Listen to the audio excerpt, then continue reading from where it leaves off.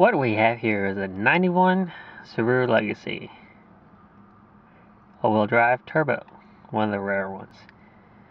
Fortunately, when I got this thing to the house, it had a major oil leak. Didn't know where from. Figured it was the rear main seal. It wasn't. Pretty much there was a 1-inch heater hose on for the drain pipe.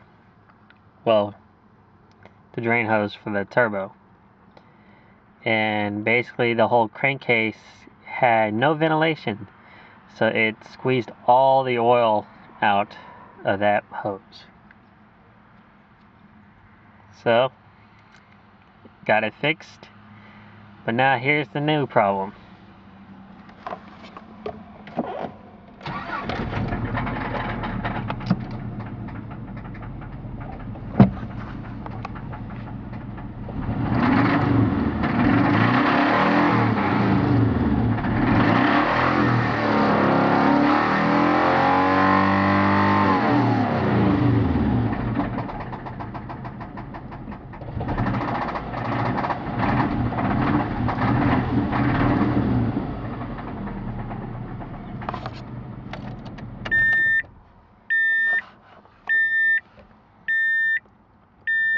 Fun stuff.